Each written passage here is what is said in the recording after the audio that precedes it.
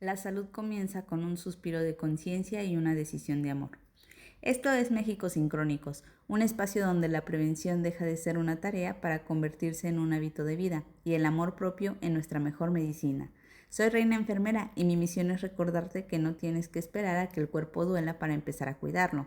En este podcast te brindaré las herramientas para transformar tus hábitos y proteger tu salud de manera integral, física, mental y también financieramente, porque las enfermedades también duelen en el bolsillo. El bienestar real se construye con esas elecciones pequeñas, conscientes y sostenidas que tomas cada día. Gracias por estar aquí y por ser parte de este movimiento donde la salud nos pertenece a todos. ¡Comenzamos!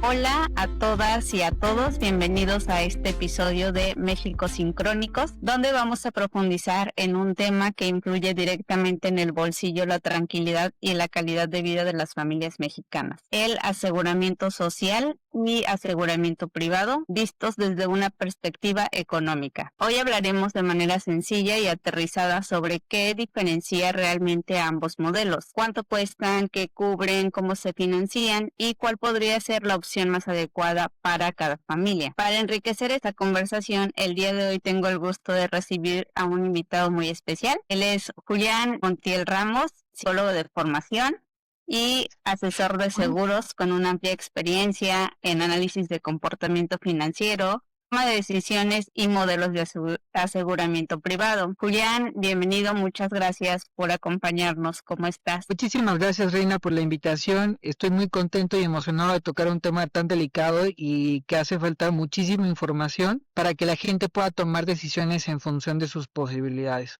Al comenzar esta charla, quiero comentarte que hay una frase que yo escuchaba muchísimo cuando trabajaba en instituciones de salud, y es que la enfermedad llega sin avisar, pero las cuentas siempre llegan puntuales. Y creo que esta frase resume perfectamente el por qué este tema merece ser analizado. Cuando hay una emergencia de salud, ya sea por enfermedad o por algún accidente, las familias generalmente se enfrentan a dos opciones: una, recurrir al seguro social, o ver si tienen las posibilidades de acceder al seguro privado.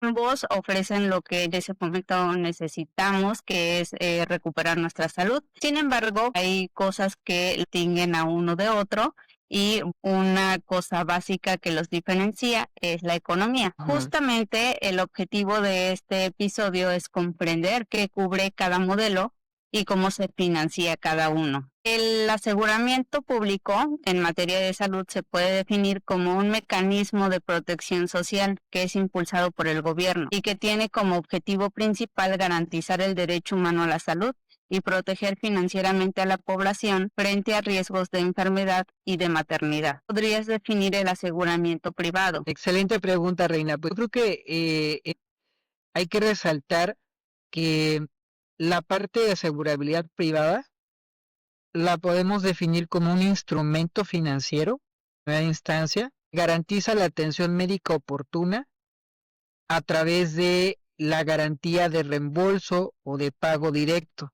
Es decir, en este sentido que participa con una proporción del siniestro. Pero aquí empezamos con la primera diferencia, porque aquí estamos hablando de un instrumento financiero de contratación privada. Así es. ¿Por qué consideras que es importante hablar de este tema en la actualidad y especialmente en un país como México? Bueno, fíjate, cuando recién estaba en la carrera estudiando para ser asesor, hubo una cifra que a mí me impactó mucho.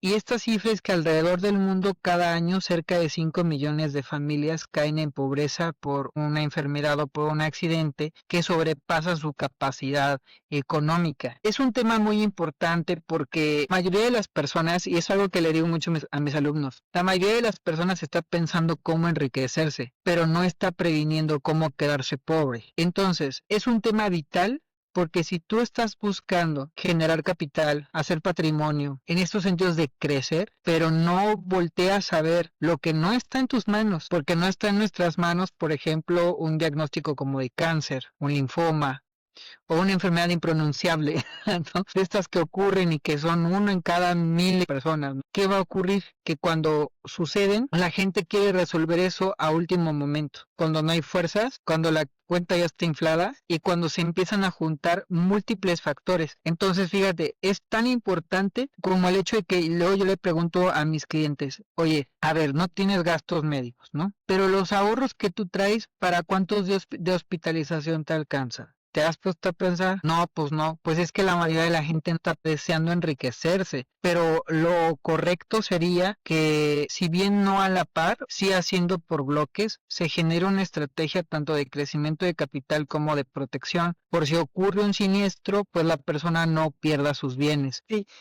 Ahora, fíjate, hay una frase que dice, los bienes son para remediar los males. Desde ahí empezamos con el pie izquierdo, reina, porque entonces estamos predeterminados y condicionados de manera cultural a generar capital o generar patrimonio sin prevenir y queriendo resolver las cosas a último momento. Entonces, las pólizas de gastos médicos son para quien puede pagarlos en primera instancia y en segunda, para quien quiere generar una estrategia de crecimiento sin caer estrepitosamente su nivel socioeconómico por algo que no puede controlar en materia de salud. Indudablemente es un tema, como bien lo mencionabas, de cultura. En México tenemos un largo camino por recorrer en este aspecto. En números, cerca del 70 al 75% de la población depende del aseguramiento público. Aproximadamente el 11% de la población son los que cuentan con un seguro privado y regularmente suelen ser personas que son trabajadores o que ya están jubiladas y que lo utilizan como complemento. Desde tu experiencia como agente de seguros, ¿qué papel juega la percepción y la confianza de las personas en la decisión de elegir entre un seguro social y un seguro privado? Creo que esa percepción es el primer filtro, porque desafortunadamente tan poca cultura en materia de educación financiera y por ende en la subrama de los seguros, que la mayoría de las personas no sabe cómo se ocupa el gastos médicos. Entonces, ¿qué ocurre? Que muchas veces lo contratan sin conocer el funcionamiento y eso va a derivar en una experiencia agridulce y entonces en una narrativa desfavorecedora hacia el gastos médicos y por ende una colectividad que dice no pagan y desafortunadamente esta narrativa lo que hace es que las personas que sí podrían pagar un gastos médicos se abstengan de comprarlo. ¿Y eso a qué se traduce, Reina? A que si tenemos una persona con un poder adquisitivo medio, medio alto, alto, posibilidad de comprar un gastos médicos, se topa con una narrativa en la cual los seguros no pagan y son lo peor de lo peor y son unos rateros y que para qué desperdicias dinero, que es algo de lo que he leído, ¿no? Por ejemplo, en las redes.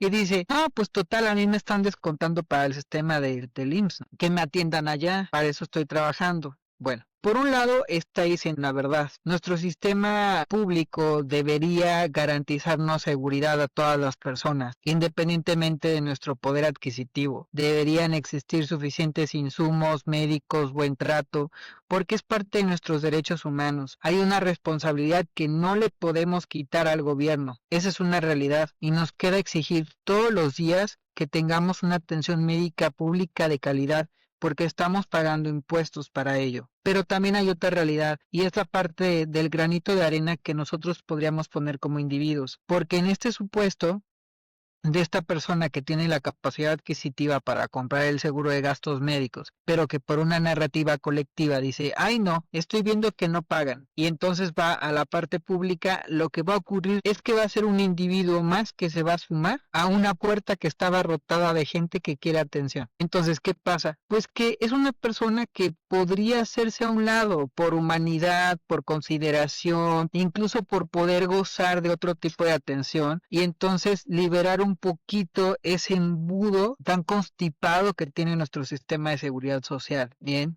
entonces esta percepción sobre los seguros es el primer filtro que necesitamos echar hacia abajo, pero a través de la educación financiera, no a través de la venta de seguros, porque si nos vamos a través de la venta de seguros, pues la verdad es que si tú te topas con un vendedor que no te explica, pues a lo mejor con tal de colocar un producto, pues él se va a pelar. o no te va a responder. La verdad es que el gastos médicos es un producto muy delicado, de verdad muy, muy delicado, porque pues repercute en la salud de la gente. Entonces, ¿qué necesitamos hacer? Pues a través de educación financiera, definir qué es una póliza de gastos médicos mayores, en qué casos se utiliza, saber qué tipo de gastos médicos existen en nuestro país, cómo va a funcionar, qué beneficios va a tener y los alcances y limitaciones del producto.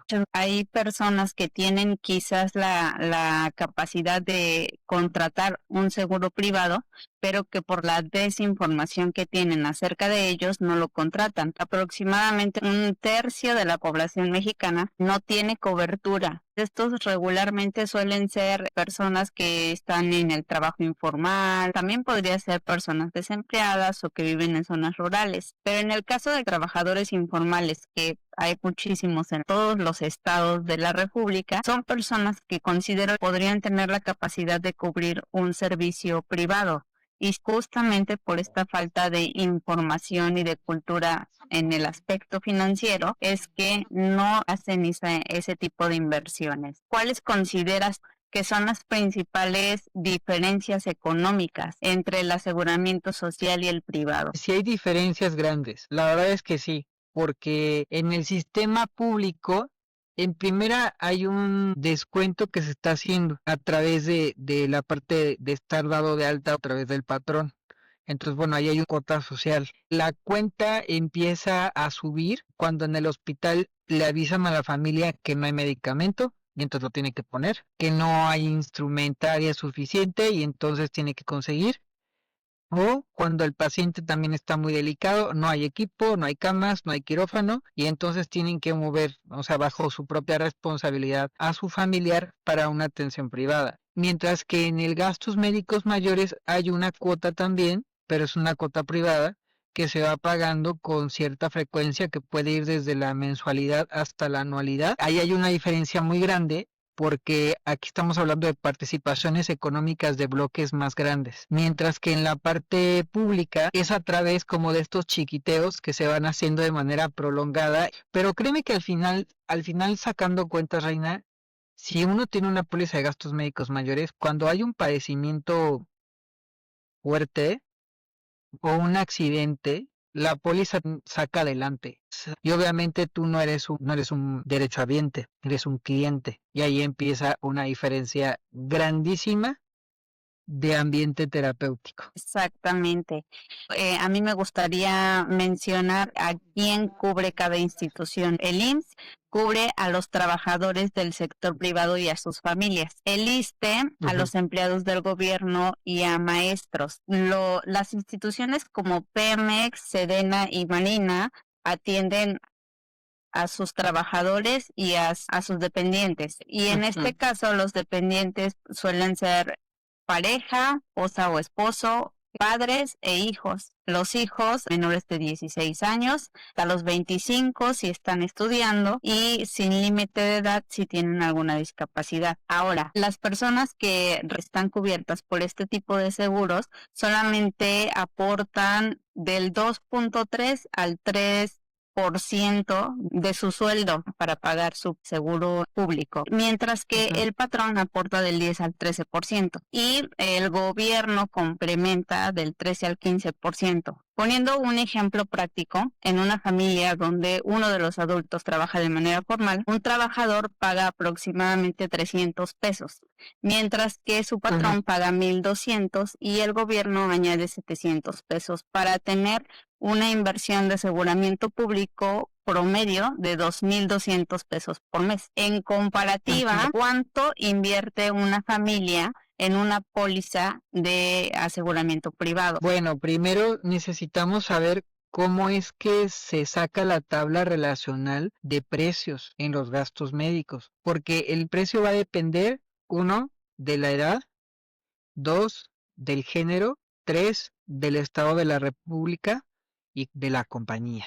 Entonces imagínate, son 4 factores que entran en mezcla para darte una prima. Entonces, no existe un tabulador universal. Por ejemplo, para ti puede salir más cara en una compañía que en otra, porque, ok, es la misma tabla de riesgos en cuanto a género, en cuanto a edad y estado de la república, pero no en cuanto a compañía. Entonces, por aquí dependiendo la siniestralidad, que es este concepto como de, a ver cuántas veces durante el año la compañía tiene que responder a eventos de causa mayor. De acuerdo a esa siniestralidad, tienen una reserva. Esta reserva matemática también sirve para calcular qué tanta soltura puede permitirse para beneficiar a sus clientes o qué tanto tiene que poner cifras más altas en esa póliza. También creo que es importante hablar de los distintos gastos médicos que existen, porque existe el gastos médicos mayores, existe el gastos médicos intermedios y existen las membresías médicas. Vamos a empezar desde la última. Una membresía médica no sustituye para nada un gastos médicos, pero sí puede amparar ciertas eventualidades. Dan una pequeña suma asegurada en caso de accidente, o hay una indemnización en caso, por ejemplo, de diagnósticos de enfermedades fatalistas o en fases terminales.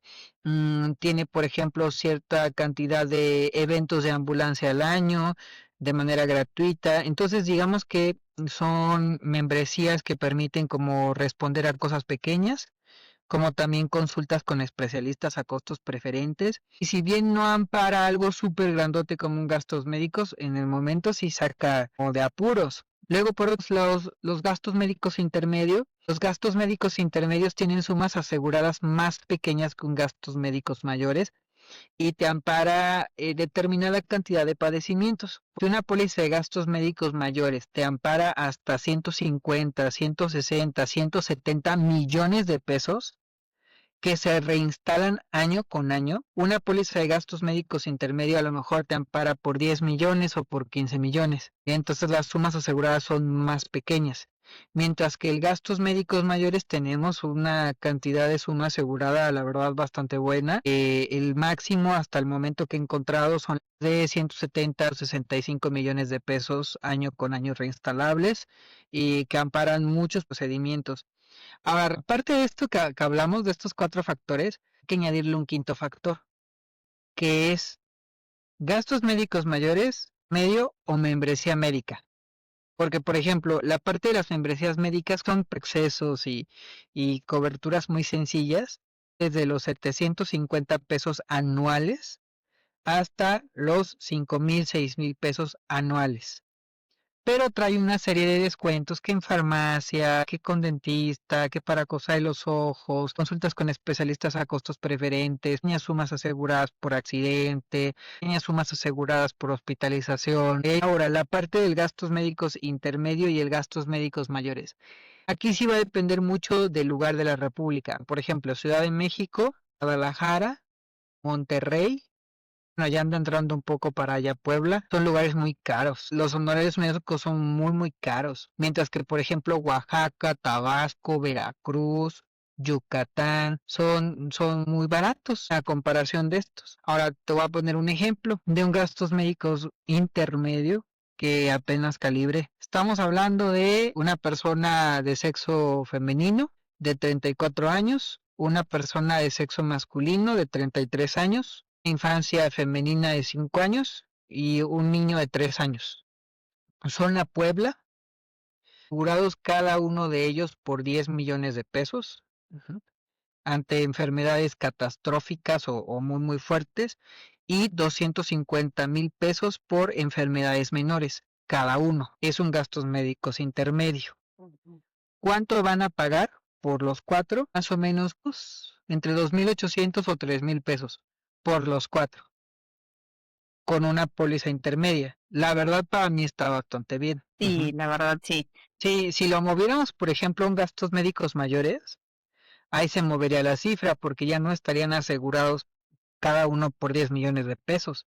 no, por estos 150 millones de pesos o estos 70 millones de pesos. Entonces, así como un poquito a ojo de buen cubero, a lo mejor en lugar de 2.800, 3.000, estaríamos hablando a lo mejor como de 4.000, 4.200 pesos si lo pasáramos a un gastos médicos mayores. Entonces, bueno, es solamente un ejercicio, pero la realidad es que, Reina, hay un tema muy importante y es que sí, dependiendo la compañía, también es la pedrada, fíjate. Porque yo he visto pólizas que de verdad están sangrantes. O sea, que yo me quedo con cara de, neta, pagas eso. Ahora, ¿por qué pasa eso? Por la siniestralidad de esa compañía.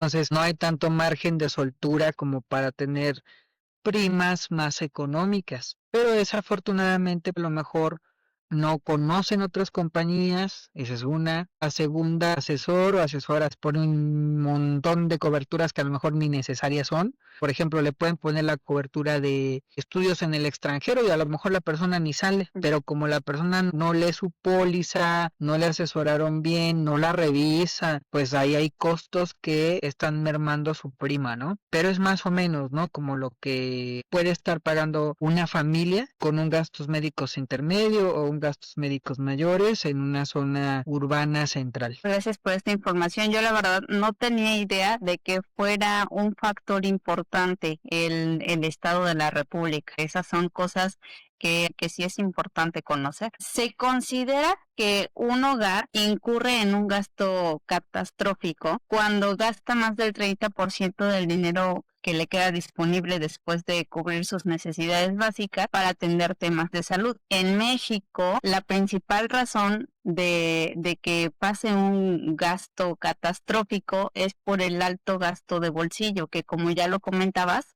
son personas que asisten al sistema de salud público y una vez que están ahí, que cuando saben que todo es gratuito, pues resulta que no hay medicamentos, que no hay material, o que como ya saben que la atención es deficiente, prefieren ir a un consultorio privado y entre lo que pagan de la consulta, los medicamentos, los estudios de laboratorio, pues ya se fue fácil en promedio. El 49 es lo que se aporta de gasto de bolsillo en materia de salud en los hogares mexicanos. Estamos hablando de que si nosotros tuviéramos esta cultura de previsión en materia de salud, pues ese dinero estaría invertido en una póliza de salud para toda la familia, ¿no?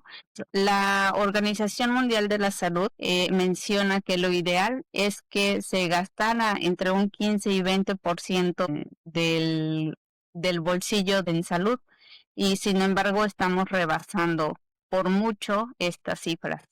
¿Qué beneficios tangibles obtiene una persona en términos de costo-beneficio al optar por un esquema privado totalmente sin asistir al social? Bueno, vamos a partir con esta diferencia entre ser derechohabiente y ser cliente, porque al ser derechohabiente y estamos en el sistema público, la realidad es que si a ti te pasa algo, te van a colocar en un pasillo cuya división es una lona. O sea, te vas a tener esta exposición al sufrimiento de la otra persona. Eso implica que vas a escuchar cómo tose, cómo llora, cómo le asisten para ir al baño, puedes ver cómo convulsiona la persona de enfrente. Entonces, no es como el ambiente más terapéutico. Mientras que en una póliza de gastos médicos mayores tienes la garantía de tener acceso a un hospital privado con cuarto privado, con una cama también para tu acompañante, tienes garantizados tus alimentos como pacientes, incluso tienes acceso a una enfermera fuera de casa hasta por 30 días durante 3 turnos para asistirte, tienes garantizadas los insumos dentro del hospital, incluso se han hecho como ciertas reformas porque antes podía ciertos candados, ¿no? Como de que los medicamentos tenían que ser de patente, ta, ta, ta, ta, ta. Actualmente no, actualmente ya también puedes tener medicamento genérico y puedes meter por reembolso y te pueden reembolsar desde el 50 hasta el 100% de esos medicamentos complementarios para tu recuperación. Obviamente, en un sistema privado, también cuando hay un intermediario de por medio, las cosas se pueden facilitar. En el sistema público, a veces nadie te dice qué te está pasando. Pasan enfermeras, luego corren doctores, o se escucha la ambulancia, o sea, ambientes de mucha ansiedad porque hay mucha incertidumbre. Y no nada más para el paciente, sino también para los familiares. Mientras que en la parte privada Hay un médico de cabecera con quien se tiene contacto directo y además hay un intermediador que somos nosotros los agentes. Estamos como muy al pendiente de si ya lo operaron, si ya salió, si ya está en caja, si ya salió el dictamen, si se va a subir el reembolso, ¿no? Que es todo el servicio que está, ¿no? Como gestoría por nuestra parte. Entonces creo que la verdad es que para mí el ejemplo más tangible de la diferencia entre una y otra es esta imagen tan contrastante, ¿no? Yo siempre le digo a mis prospectos, mira, vas a pagar por ambiente terapéutico y por atención donde vas a ser cliente y no derechohabiente. Entonces al cliente lo que pida, al derechohabiente para lo que le alcance. Frase matadora, ¿No? pero realista. Existen algunas fallas de mercado en salud que ocurren porque la gente y las aseguradoras no tienen la misma información, lo que genera dos problemas que son muy frecuentes. Uno es la selección adversa, cuando solo los enfermos o las personas con alto riesgo son las que intentan asegurarse, y otro es el riesgo moral. Esto, cuando las personas ya se sienten seguras, cambian su comportamiento por hábitos más riesgosos, justo porque ya se sienten con ese respaldo. En el seguro público se pueden controlar fácilmente estas fallas porque pues es mediante la obligación de un registro, se forman grupos de alto riesgo y se usan controles administrativos muy complejos. Entonces, pues se busca que las personas tengan acceso a la atención médica y que el sistema sea justo y equitativo. ¿Cómo abordan estas fallas de mercado en un seguro privado? Bueno, en primera instancia está como que digamos que el departamento de primera atención, que somos nosotros los agentes intermediadores, porque somos los encargados de poder brindar una asesoría a la persona interesada. Nosotros hacemos ciertas preguntas que tienen que ver con cómo surgió el interés de una póliza de gastos médicos mayores, si la han tenido antes, si actualmente tienen algún padecimiento, si están consumiendo medicamentos, si lo están haciendo de manera preventiva, ¿no? Entonces, nosotros somos el primer filtro porque si, por ejemplo, llega alguien que tiene hipertensión, diabetes, pasó por un cáncer hace menos de 10 años, si de pronto ya tiene una situación crónico-degenerativa, la verdad es que toca decirle nosotros que ya no es una persona asegurable. Entonces ahí toca como un descarte de ese producto, ¿no? Sí, de esa herramienta financiera. La segunda es el departamento de selección de riesgos. Dentro de todas las aseguradoras hay un departamento de peritajes constituidos por médicos especialistas y estos médicos especialistas lo que hacen es poder pasar a un siguiente filtro de contratación a las personas que en una primera instancia sí son asegurables, porque no declaran algo tan, digamos que tan fuerte, pero las personas que sí, por ejemplo, no, pues que tuve miomas o me diagnosticaron queratocono, ¿no? En ese cuestionario médico, que es la solicitud, en la solicitud del seguro, se debe de poner estatura, peso, medicamentos que se están tomando, resultados anómalos de estudios de laboratorio, hábitos, por ejemplo, si fuma, si toma, si consume psicotrópicos, todo. Si dice que sí, se le pide detallar en qué año empezaron los síntomas o en qué año empezó el diagnóstico, el tratamiento y el estado actual. Esa información pasa al área de selección de riesgos y ellos entonces ahí dicen si uno hay repechaje donde dicen no disculpa pero la verdad es que está bastante descontrolado tu rollo y no te podemos asegurar, oye pásame un informe médico para saber cuál es tu estado y saber si te repecheo o si te doy entrada pero te va a costar un poco más la póliza. Ahora ese es el segundo como control, ¿no? O el segundo filtro. El tercer filtro es que cuando hay un siniestro y se suben los documentos, ellos vuelven a checar todo. ¿Para qué? Para ver si eso que tú estás pidiendo que te amparen no está relacionado con algo que tú habías declarado. Entonces, esta parte es importante. Fíjate, tengo una clienta que pues hizo una operación de busto para quitarse busto. Entonces, en su cláusula del seguro, hasta abajo de su póliza, pero en letras grandotas, y mayúscula, dice que no le van a amparar padecimientos derivados de la cirugía de senos. Entonces, por ejemplo, si ella declarara que tiene, vamos a suponer, que tiene un cáncer de mama, a través de un informe médico tendríamos que demostrar que este padecimiento que está teniendo no es derivado de algo que ocurrió por la operación que tuvo de senos. Okay. Entonces, ¿por qué? Porque ellos revisar y dicen, ok, a ver, tenemos una cliente que tiene cáncer de seno, vamos a revisar su expediente. Oye, aquí dice que en el año 2021 se hizo una operación de disminución de senos. Bueno, vamos a necesitar un informe médico donde nos digan que no existe relación entre la petición de ampararle el cáncer y la cirugía que tuvo. Ahora, ahí hay un filtro muchísimo más grande, Reina. Es como una agencia a nivel nacional donde se van subiendo todos los análisis, todos los diagnósticos, todos los expedientes de las personas de hospitales privados e incluso en algunos casos hasta público. O sea, donde a lo mejor tú quieres comprar un gastos médicos mayores y tuviste a lo mejor quimioterapias hace 3 años. Ya entraste a una etapa donde el padecimiento ya está, digamos que apagado o en remanencia, quieres comprar tu póliza, pero decides omitir ese dato. Dices, no, yo estoy en perfecto estado de salud, O sea, al primer filtro te lo chamaqueas, ¿no? O sea, que es como el que le puedes tú decir que estás en Sí, perfecto estado de claro, y salud. es muy común. Ajá, exacto. Pasas al segundo filtro, que es la selección de riesgos. Entonces, ahí, ¿qué va a pasar? Ese departamento que es de peritajes te va a buscar en esa base de datos. Entonces, seguramente por ser algo tan delicado, en primera, los hospitales públicos deben de llevar un control. ¿A quién le dan las quimios? ¿Cómo se llama la persona? ¿Cuál es el RFC? Esa información la van a subir. Y si fue en hospital privado, a lo mejor en una cadena como Los Ángeles, que son cadenas médicas, también van a subir esa información. ¿Qué va a pasar? Se van a dar cuenta. Entonces sí hay manera. Actualmente son muchísimos los candados. Ya es muy complicado chamacarse un gastos médicos mayores. Y la verdad es que si te lo chamaqueas y pasas al segundo filtro y hasta te lo venden, a la hora de un siniestro alguien puede revisar minuciosamente y puede encontrar la mentirilla. Y si encuentran la mentirilla, lo que va a pasar pueden ser dos cosas. La primera es que te excluyan, que te digan, oye, es que tú nos mentiste en esto, entonces vamos a dar de baja tu póliza. Segunda es que te extraprimen, como de, oye, por esta mentirilla y que está derivando en esto, o que sí está afectando esto que te está pasando, te voy a cobrar un poco más. O la tercera, un llamado de atención.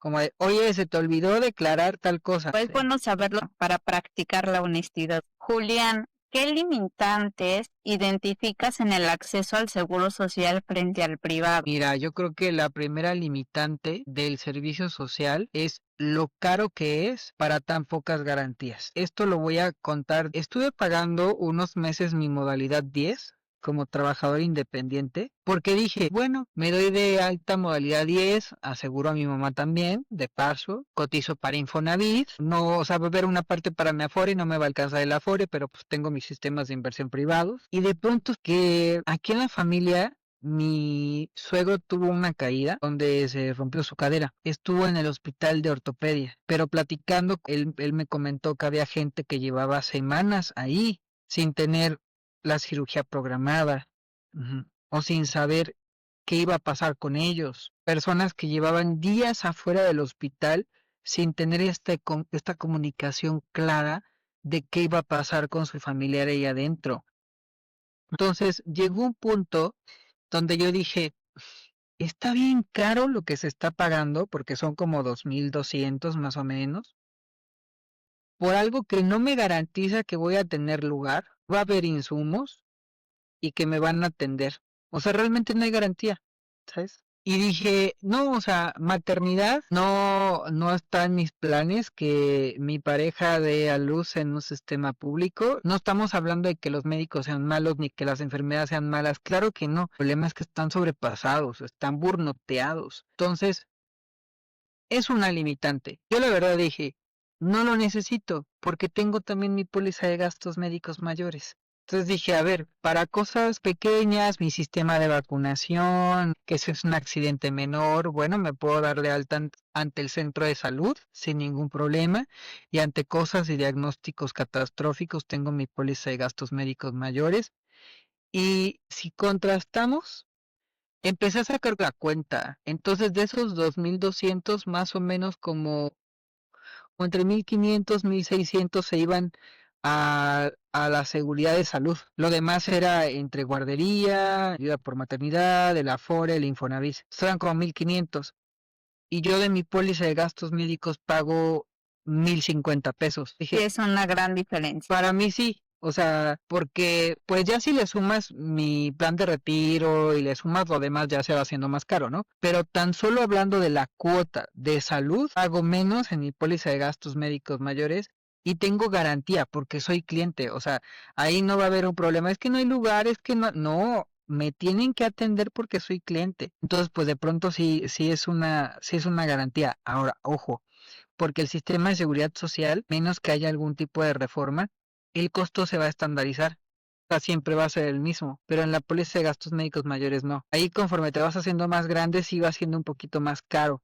Entonces ahí es donde entra muchísimo las modificaciones en las renovaciones. En las renovaciones tú puedes modificar el nivel hospitalario, la suma asegurada, el deducible, la zona de contratación, precisamente como para ir recalibrando y que pues vaya quedando, ¿no? Como acorde a tu capacidad económica.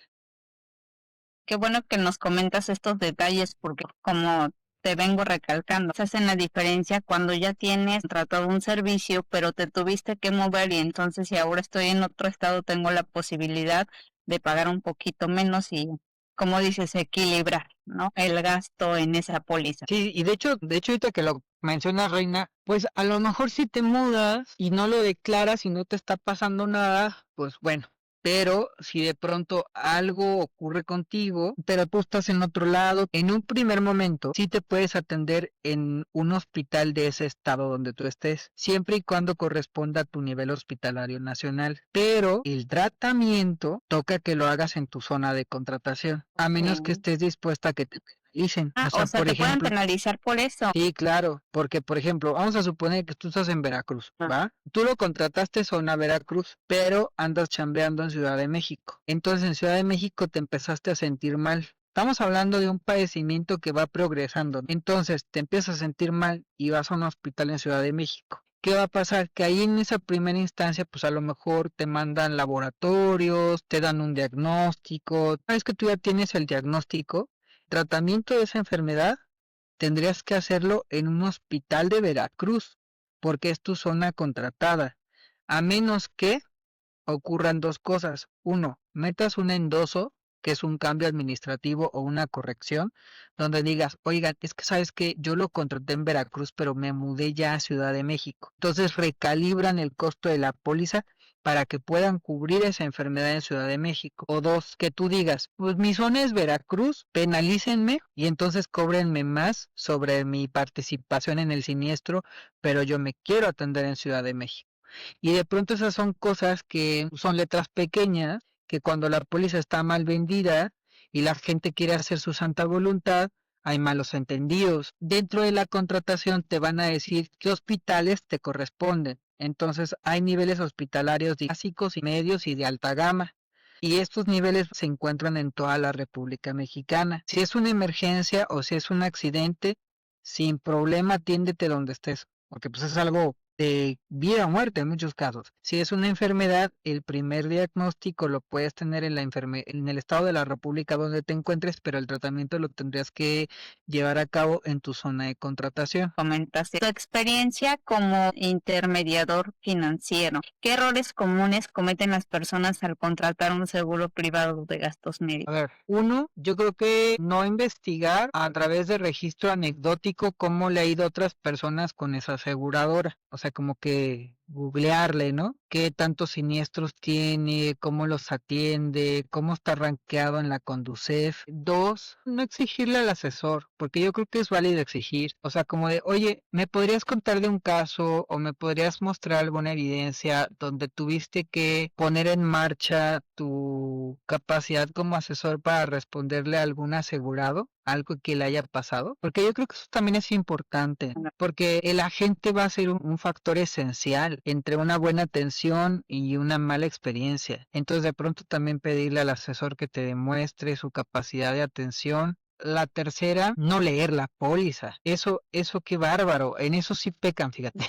En eso sí pecan. Porque pues de pronto entre tantas cosas que tienen que hacer y que no es su ramo los seguros, pues llegan a perder de vista cosas que se les dijeron o cosas que incluso pueden tener ahí en la presentación, pero no lo abren, ¿no?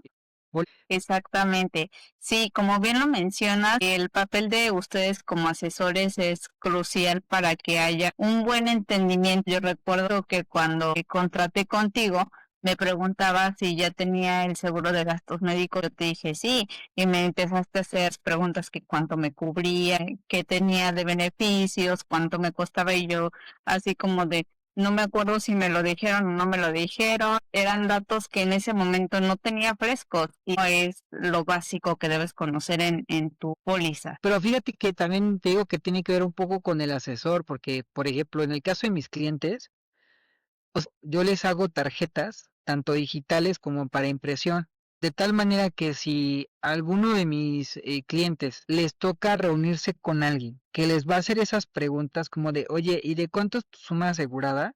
O de, oye, ¿y de cuánto es tu nivel hospitalario? Ellos únicamente tengan que abrir su cartera y donde esté su INE esté la tarjeta médica que yo les hice. No que la compañía les hizo, sino que yo les hice.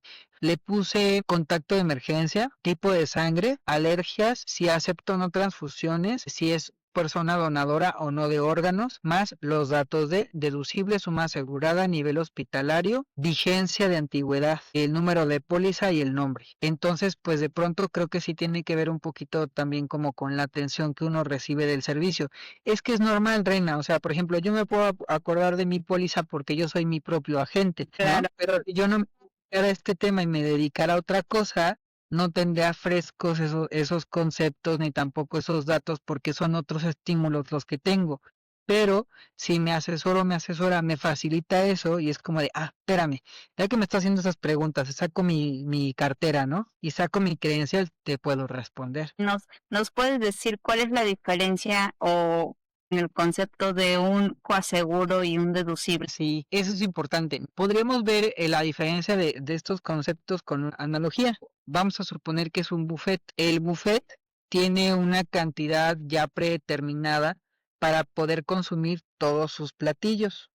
Para que tú entres a ese buffet a lo mejor cuesta 200 pesos por persona. Una vez que pagaste tus 200 pesos vas a consumir todo lo que quieras, todo lo que se te antoje. Ya cuando te vas a retirar por el servicio del mesero vas a pagar una propina. Vamos a suponer que este buffet es el gastos médicos mayores. Esos 200 pesos para poder entrar al buffet es el deducible, que sería la cantidad que nosotros tenemos que pagar para poder consumir los servicios médicos en caso de una enfermedad, mientras que el coaseguro va a ser la propina del 10% por el servicio que tuvimos, ¿va? En el caso, por ejemplo, de que vayamos a pagar una cuenta por una enfermedad, vamos a pagar nuestra entrada al buffet, que es nuestro deducible, más la propina del 10% a la hora de retirarnos del hospital. Si es por un accidente y la póliza está muy bien calibrada, ahí se elimina el deducible y únicamente vamos a pagar la propina hospitalaria, que sería el 10% correspondiente a coaseguro. Entonces, esa es la diferencia. Una es el ticket de entrada para poder consumir, mientras que la otra es el ticket de salida. Gracias por aclarar estos conceptos.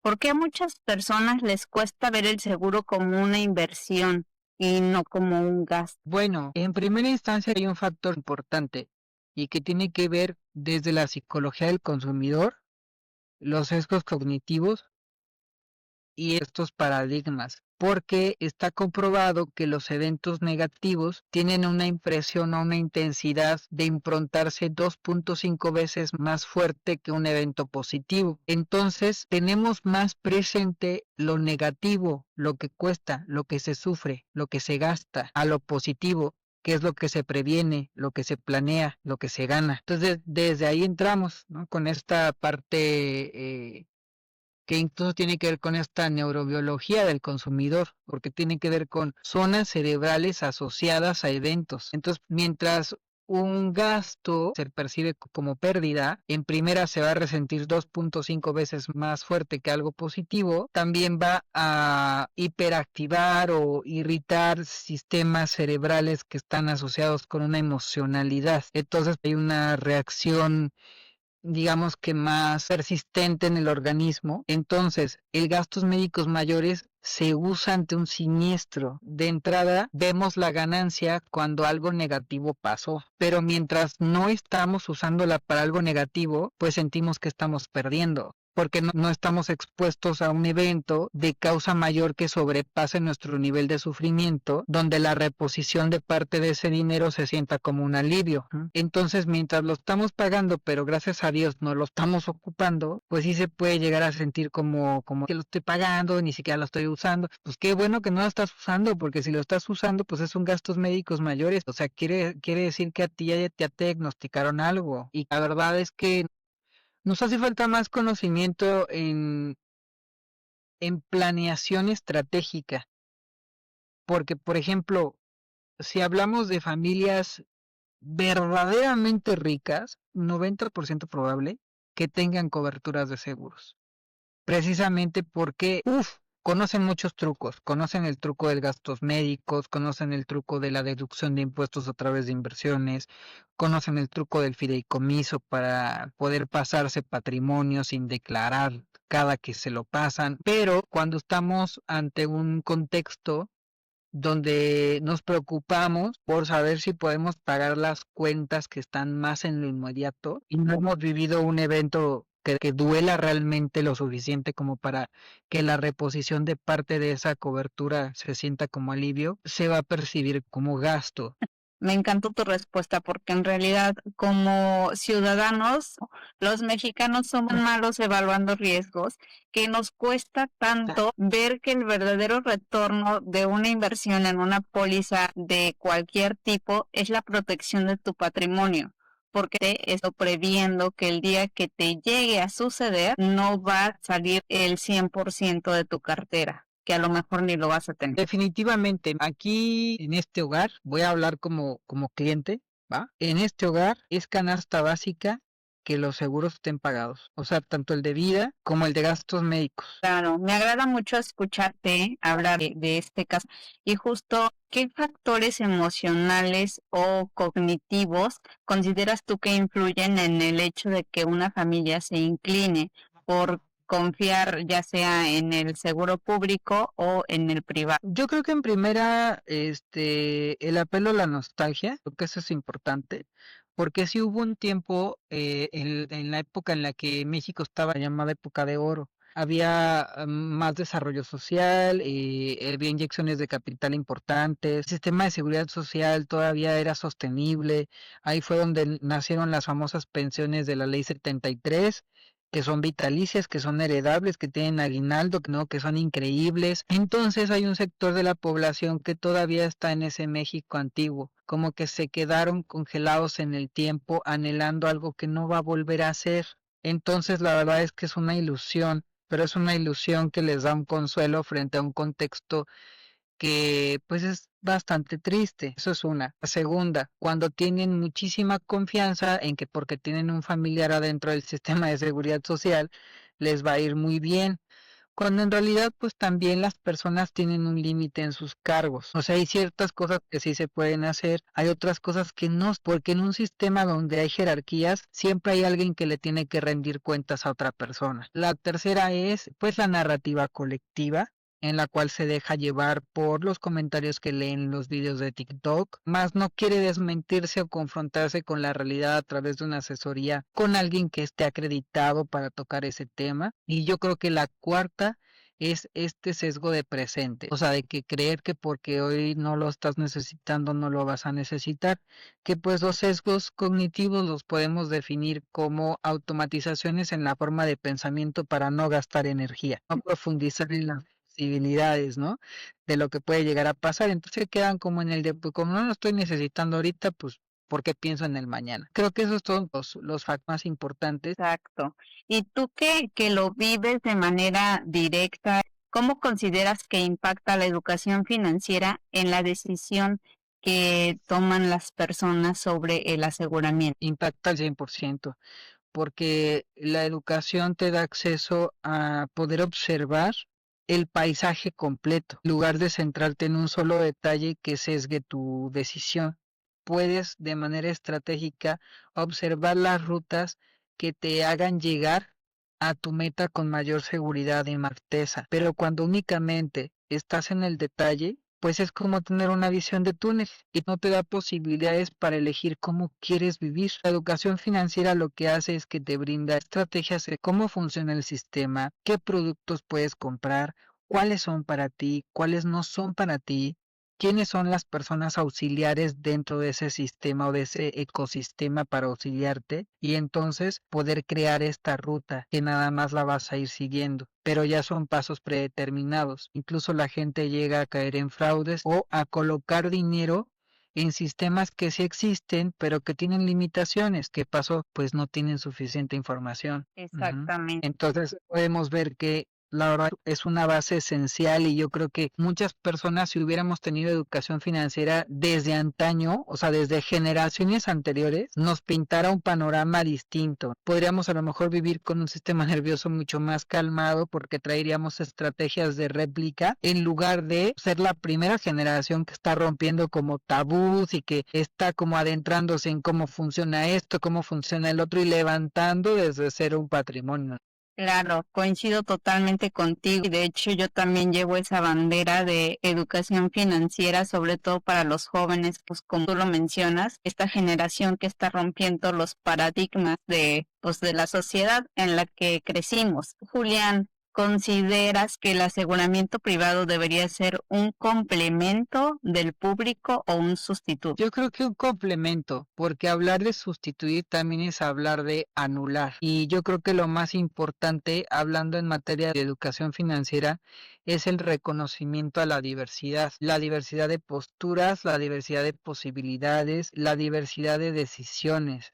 Entonces, si lo viéramos como un sustituto, estaríamos hablando de anular el sistema público y por ende de anular la oportunidad de que la gente lo elija. Y también es válido elegirlo, porque también hay historia de gente a la que le han pagado su quimioterapia totalmente, a la cual le salvaron la vida, con el médico de cabecera que ha visto varias generaciones de esa familia. Entonces, creo que anularlo también sería mochar nuestra historia y sería negar que existen muy buenos doctores, enfermeras, laboratoristas, la gente que se dedica a radiografía, a un ecosistema que también es muy bueno, porque no es el ecosistema, es la falta de recursos y de estrategia interna para poder garantizarles buenas condiciones laborales. Entonces yo creo que debería ser más bien un complemento para que esté al alcance y se pueda tomar decisiones. Ahora, en cuanto al sistema privado, hace muchísima falta una estrategia en la cual no se hagan tan caros las pólizas de gastos médicos mayores conforme la gente va envejeciendo. También por otro lado, como que digo, como cliente me da un pavor llegar a esa edad, entonces del sistema privado sí hace falta una estrategia en la cual parte de lo que está pagando el cliente se quede a manera de reserva matemática para que entonces cuando entre a la etapa de retiro, que es una etapa en la que los servicios médicos se van a poner más caros, esa reserva matemática entre como un auxiliar en el costo de su póliza. Mira, qué En mi bueno es cabeza no es conocer tan difícil. eso. Pues mira, en mi cabeza no es tan difícil, pero en un sistema capitalista donde nadie quiere perder y todo el mundo quiere ver qué más puede ganar, los intereses van a ser individuales. Sí, definitivamente. Y en este orden de ideas, ¿qué tendencias observas en el mercado asegurador para los próximos años, en México y a nivel global? Yo creo que a nivel global sí van a empezar a surgir coberturas especiales por situaciones que tengan que ver con ataques bacteriológicos, con modificaciones genéticas. Sí. Sí estoy hablando de muy largo plazo, pero creo que van a existir. También creo que puede llegar a pasar si de pronto se pone como mucha barrera bajo este nacionalismo derivado de estas peleas arancelarias, que las coberturas siendo una persona extranjera, o sea, más cara la atención. A nivel global, hace como 2 años hubo una mesa de debate en el Congreso de Seguros que organiza la AMIS, que es la parte de diversidad sexual también. O sea, como de, a ver, hay personas transgénero, hay personas transexuales, ¿no? O sea, que también como que están en derecho de comprar su póliza, pero hay ciertas controversias todavía, porque una cosa es la identidad de género, otra cosa es la preferencia sexual, otra cosa es la asignación. Entonces, De pronto puede haber personas, por ejemplo, con identidad autopercibida y reconocida ya legalmente como mujer, pero tener una genitalidad masculina, ¿bien? Entonces son como controversias que las pólizas hasta el día de hoy no pueden resolver y lo único que han optado es como por excluir. Son controversias que van a empezar a surgir y creo que también, primeramente Dios, empieza a haber como ciertas reformas. Lo que estoy visualizando es que van a empezar a surgir pólizas de gastos médicos para personas mayores con sumas aseguradas limitadas y con cierto catálogo de padecimientos. Eso sería buenísimo. ¿Cuántas personas podemos apoyar a nuestros padres que coincido contigo en este momento? Nos preocupa su salud, su futuro, ¿no? En ese aspecto y que pues en realidad cotizar una póliza ahorita se ve inalcanzable. La verdad es que sí. También creo que va a empezar a surgir una brecha muchísimo más marcada entre la gente que puede y que tiene y la gente que no tiene y no va a poder. O sea, también creo que ahí va a haber una polarización muy grande, lo cual se va a traducir en una carga más fuerte todavía para el sistema de seguridad social. Probablemente vamos a ver un sistema de salud un poquito más colapsado que el que estamos viendo ahorita. ¿Cómo consideras, Julián, que se puede construir una cultura de previsión que permita a las familias mexicanas proteger su salud y sus finanzas? Yo voy a responder con pura cosa práctica que se puede hacer en corto. Uno, revisa las suscripciones que no utilizas. Ahí se pueden ir hasta 400, 600 pesos mensuales que podrían representar ahí una lanita. Dos, dale una revisada a la frecuencia con la que realizas consumos innecesarios y dañinos. El pancito, el refresquito, todo lo que tenga que ver como con exceso de azúcar, de sodio. Se vale disfrutarlo, pero a lo mejor si lo haces 5 veces a la semana, ¿qué tal si lo haces solamente 3?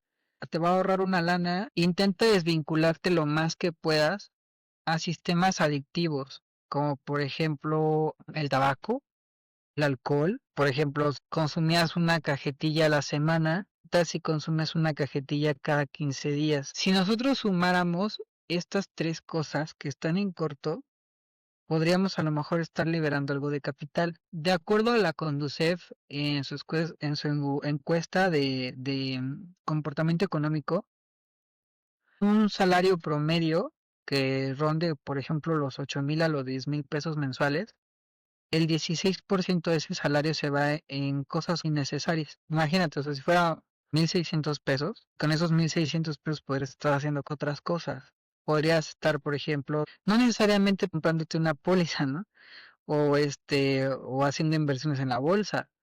A lo mejor podría ser tener tiempo para explorar otros pasatiempos o tener habilidades, aprender un negocio, cosas que nutran más allá del bolsillo, que tengan que ver con la autorrealización. O bien, a lo mejor estos 1,600 pesos podrían representar la aportación para un plan personal de retiro que te va a garantizar que aunque no alcances semanas cotizadas ni saldo mínimo por parte de la Afore, tendrás un sistema privado de autopensión. Exacto. Eso podría decir. Sí, me encantaron tus consejos, de verdad que sí son muy prácticos y qué impacto tendrían, ¿no? Tan solo hacer estos microcambios. Pues como ya lo comentas, construir una cultura de previsión implica un cambio de mentalidad, de hábitos, de acciones que deberían ser promovidos de manera consciente en nuestro núcleo familiar, ¿no? Para proteger nuestra salud en primera instancia y en segunda, que también es muy importante, nuestro bolsillo. ¿Qué mensaje final te gustaría dejar para nuestro auditorio, Julián? Yo creo que el mayor mensaje es una invitación a que si algo de lo que se estuvo platicando aquí les hizo sentido, aprovechen la oportunidad de poderse asesorar. Por ahí me pueden buscar en redes sociales, me pueden buscar en el WhatsApp y con mucho gusto les doy la asesoría libre de costo, donde podemos tocar el tema de gastos médicos, podemos tocar el tema de seguro de vida, de fideicomiso educativo, de inversiones también, que creo que son temas importantes que de pronto pues no nos animamos a hacer porque no sabemos cómo. Entonces les dejo la puerta abierta si quieren profundizar de manera personal en su situación y quieren ver qué mapa es el que les queda o qué ruta es el que les queda, de acuerdo a sus posibilidades, su identidad, sus intereses, sus anhelos, su economía, pues que con mucho gusto podemos sentarnos. ¿Cuáles son tus redes sociales, Julián? En Instagram y en TikTok estoy como Julián Finanzas. Y mi WhatsApp es el 2224 59 36 34. Ahí me pueden encontrar. Nada más que me pongan pues que vienen de parte de ustedes y que escucharon el podcast, que les hizo sentido y que quieren aprovechar la oportunidad de la asesoría.